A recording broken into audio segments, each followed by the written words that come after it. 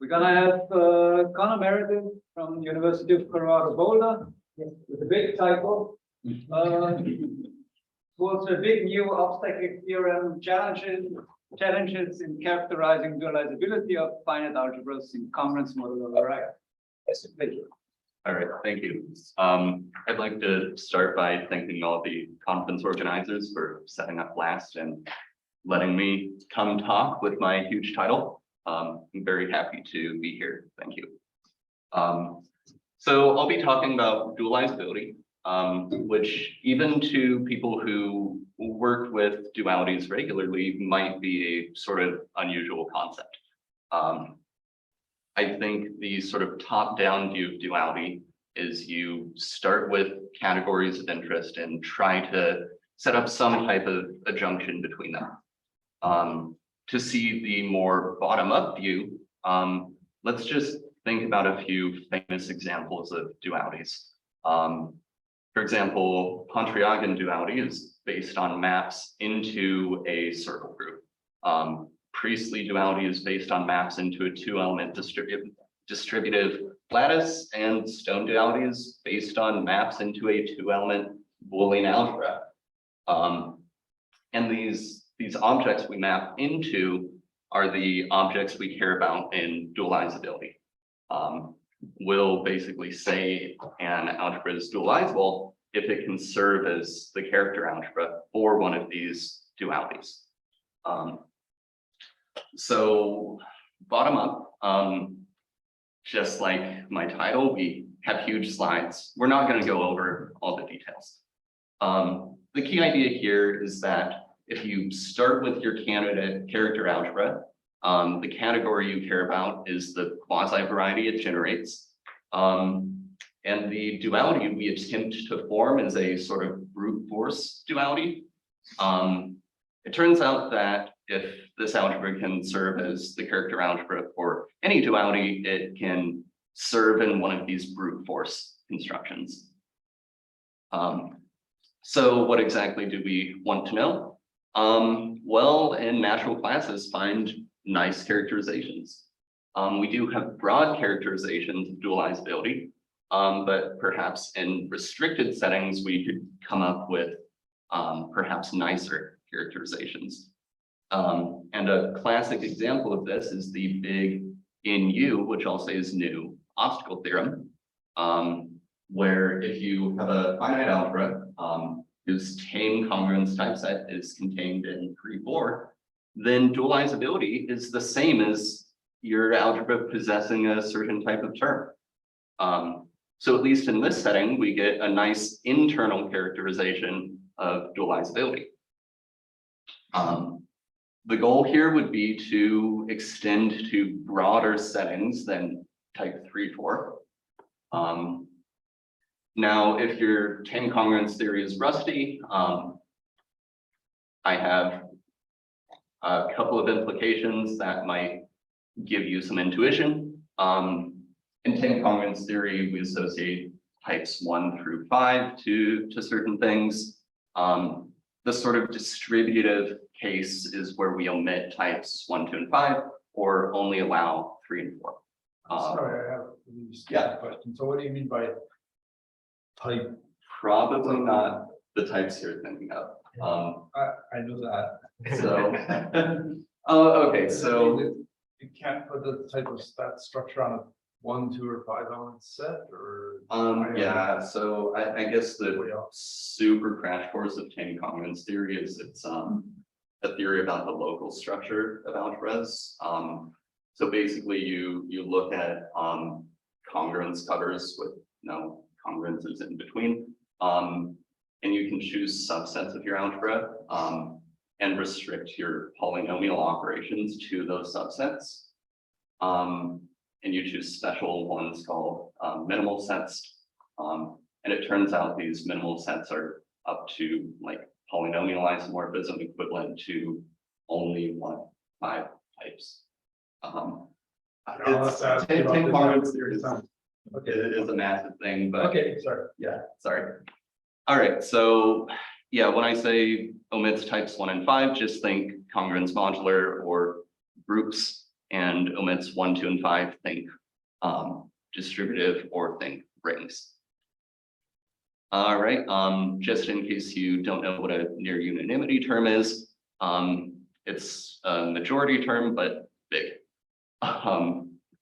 Basically, just if you give this term a nearly constant input, then it outputs that near constant.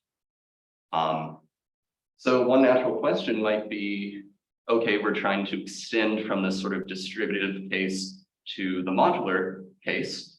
Can we do that by generalizing this type of term? One candidate is something called a parallelogram term, which looks a bit nastier, but I just want you to start off by focusing on this sort of right K by K block of inputs. It looks just like near unanimity inputs. So if your term only relies on those and none of these in the first three, you're just a near unanimity term. On the other hand, if you only depend on these first three inputs, you're a Maltsev term. So parallelogram terms are sort of a blending of Maltsev and near unanimity. All right, that's great, but is this actually the type of extension we want? Maybe. Matt Moore proved in 2016 sort of one direction of an extension, where if your algebra is in the sort of modular setting, then dualizability means you do have one of these terms. So it's kind of natural to ask if the following could be true. Do we have a big new obstacle theorem? So could dualizability be the same as having a parallelogram term? The answer is no. So it's not this easy. There are algebras with parallelogram terms that generate this type of variety that are not dualizable. Okay, so maybe something like this. Then maybe you're dualizable if you have this type of term and some other condition holds. So what could this condition be? Well, we could just make it the thing we want. So technically true, but not actually useful to us. We want a much smaller condition. We want epsilon to be small, so to say. We do have a real candidate for this condition though, something called the split centralizer condition. It's been shown that if you have a finite algebra with a parallelogram term and it satisfies this extra condition, then your algebra is dualizable. So to sort of complete our big new obstacle theorem, we would have to show some sort of dualizable implies split centralizer result. And that's currently open. What I want to talk about now, though, is sort of how this result was shown, where the split centralizer condition comes from. It is a fairly technical condition, so fasten your seatbelts. Also, for anyone really tracking the tame congruence theory stuff, here's a little remark. We don't actually need to look at it though. All right. So this proof of split centralizer plus parallelogram implies dualizable makes use of something called duality entailment. The key thing here is that duality entailment is entailment among compatible relations of your algebra. We don't need to actually define it. The reason we care about this sort of entailment is that Willard and Zattery have shown that if all of your relations or all of your compatible relations are entailed by those of some bounded arity, then your algebra is dualizable. In fact, we can do better. There's something called a critical relation. And among its other properties is that the collection of all critical relations entail all compatible relations. So we really, to gain dualizability, we only need to show that the critical relations can be entailed by those of bounded arity. All right, if you want to see the details, I will send you these slides. All right, so how do we entail a critical relation? Well, this is a bit technical, so we're going to kind of speed through it. But you take a critical relation, you look at it as a subdirect product of subalgebras of your sort of candidate character algebra. You associate some special product congruence to it. I'll call it delta. This delta is special because it is meet irreducible. And it has abelian upper cover. What we're going to care about is the interval from delta to the centralizer of delta's upper cover over delta. The key thing here is just we've associated to each critical relation some interval in a congruence lattice. If this interval happens to be low, then there's a kind of standard construction to make a module associated with your interval. You can find it in the book Commutator Theory for Congruence Modular Varieties. Again, it's very technical, but being able to construct this module gives us a way to entail this relation. So low is good. If the interval is high, though, the construction fails. So this is where split centralizer comes in. The picture we want in mind is we have our special congruence delta, its upper cover, and the centralizer we care about. The split centralizer condition, very loosely, is the condition that the centralizer splits or factors into congruences alpha and beta. I guess trying to think about what we actually need from this picture. The key thing here is that this alpha is abelian over this meet, and this new interval with alpha on top is low in a sense. So we can perform a module construction down here. Moreover, this interval actually does give us something about relations. If our critical relation was associated with this interval, then we actually have a new relation that entails the old one associated with this low interval. So really, split centralizer is just about transferring down our lattice. Fairly technical though.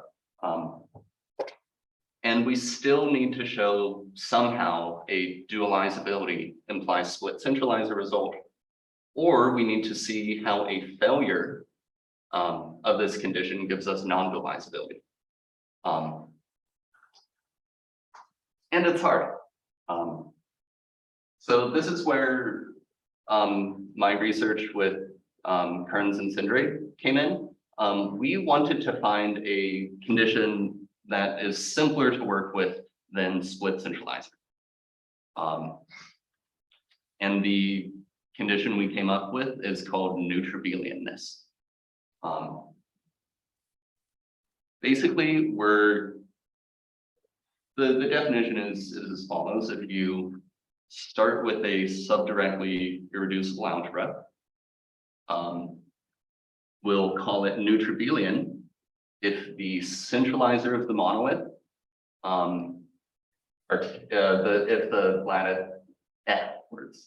if the congruence lattice is articulated at the centralizer of the monolith. We also require that this centralizer be abelian. And what this sort of ends up giving us is below the centralizer, we get the commutator behaves at one extreme. It just commutates everything to 0. If we look at congruences above the centralizer, though, we get the other extreme of commutator behavior. We just get neutrality. The commutator just turns into meet. And if you look at a pair of congruences, one above, one below, you get meat there as well. So it's somehow a blending of the two extremes. Yeah, You assume that every congruence is either above this centralized of the monolith or below. yeah. All right, so that's the SI picture. The general picture is that we say an algebra is neutrabelian if every one of its SI quotients is neutrabelian. And that is compatible with what we've said so far. All right, so it's another kind of weird condition. Who knows if we're actually making progress, but we do have a connection to split centralizer. It turns out that neutrabelianness is slightly stronger than the split centralizer condition.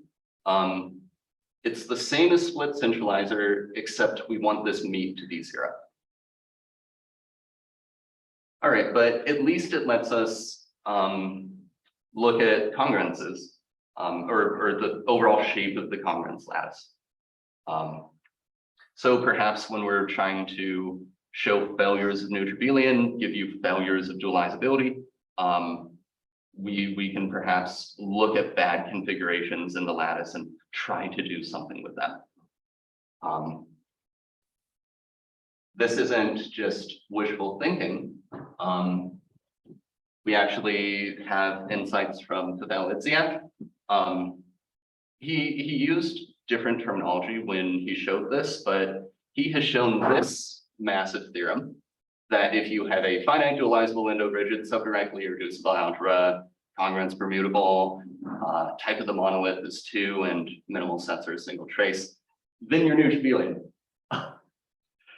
So not quite dualizable implies neutrabelian, but there are the components there. And Idziak's proof depends on these sort of bad configurations in the congruence lattice, which we also have access to. All right, so questions. Can we weaken any of these or omit any of these assumptions? Because right now there's a huge gap. Well, the answer is kind of, and the answer is we're stuck. Endo-rigid isn't the worst to get around. None of these others are too horrible. The subdirectly irreducible part is horrible. Basically, I don't think we have time to get into Idziak's method, but he basically goes through a ghost element construction, if anyone knows what that means. And at one point, he requires that in an algebra he constructs, homomorphisms are up to 0 equivalents, the same as projections. When we shift away from subdirectly irreducible to subdirectly irreducible quotient, extending his argument directly doesn't give you nice 0 equivalents or equality. You only get equivalents up to some non-trivial congruence, and that's really a problem for the argument. Yeah, I shouldn't get into it, but this one's hard. The other question that's kind of on my mind is neutrabelian was a bit stronger than split centralizer. So maybe there's some give and take that needs to be done. Maybe to weaken these assumptions, we'll also need to weaken neutrabelianness. So there's a question of what's that weaker notion? And that's about where we are. So thank you very much for listening.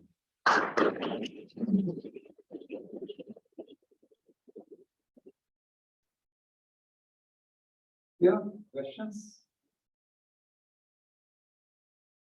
I feel a bit sad because I really love duality and I like the examples you listed that were sort of the motivating examples, but I wasn't able to follow the rest of your talk. So I'm wondering if you could give some, it's possible to give some somewhat understandable examples of other objects that are dualizable in your sense, aside from the classical? You started with?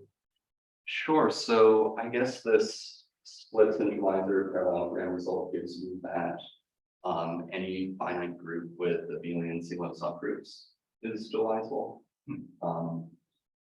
A broad class of modules, distributed lattices, quite a few. Maybe it also helps to see something that's non-dualizable. The group S3 is dualizable.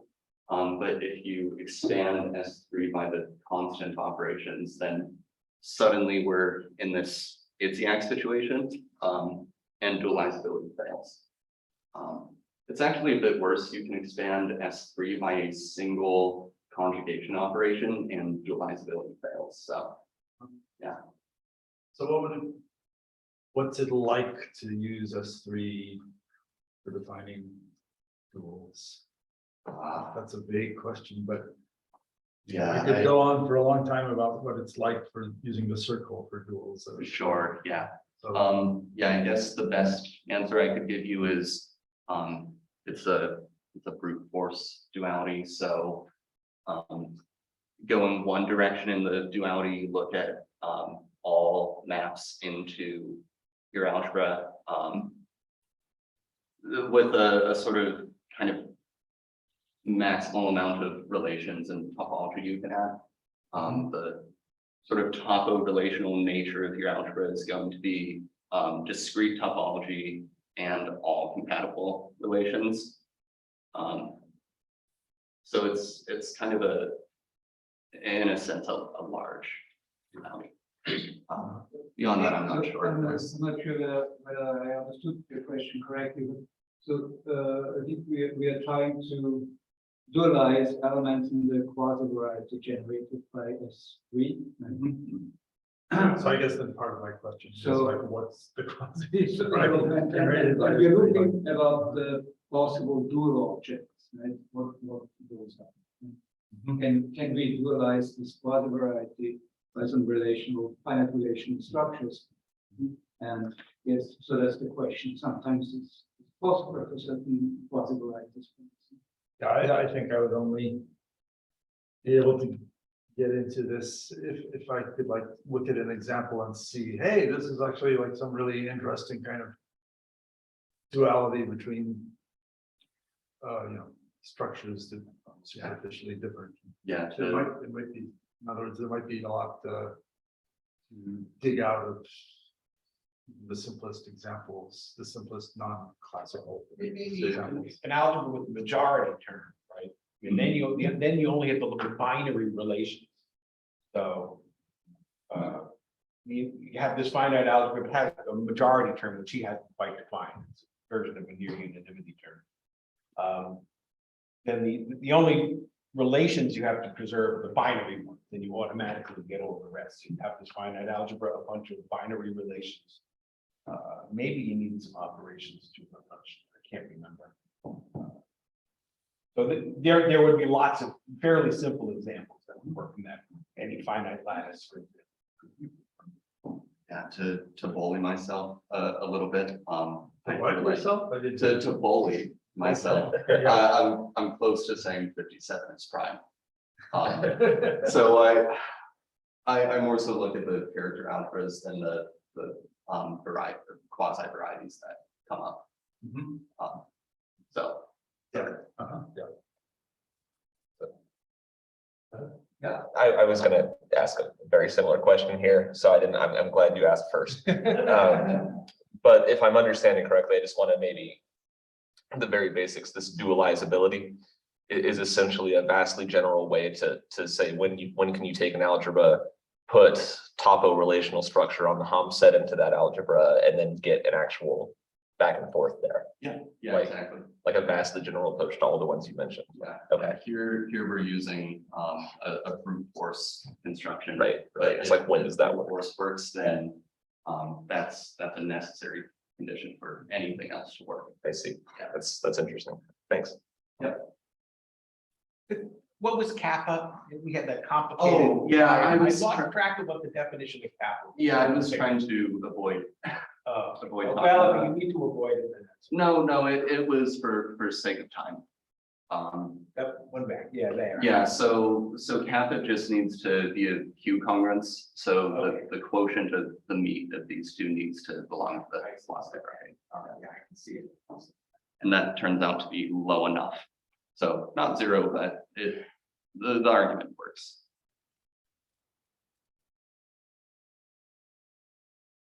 And is there some reason to consider quasi varieties instead of varieties here? A bit, I think it's mostly because we're thinking about compatible relations. Every compatible relation is a subalgebra of the power.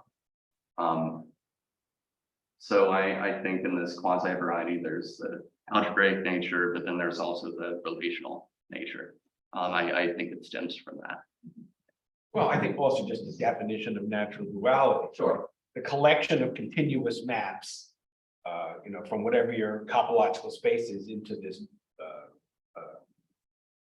this algebra A, it always falls in the quasi variety generated by A. So you don't have to look at the bigger class. It's actually, you're making a stronger statement by saying it falls into the slightly smaller class. Yeah, the homomorphisms are difficult with duality as well. I don't think we know whether every homomorphic image of a dualizable algebra is dualizable. In fact, I think I may have heard of the counterexample, but I think it relied on type 1 behavior, which we're avoiding. Yeah, it's it's bad. If we did have such a theorem, though, the gap would actually be really quick to fill, and we would have a characterization. But POMs are difficult. Any further questions? Here from the audience online? That's not the case, and let's thank the speaker.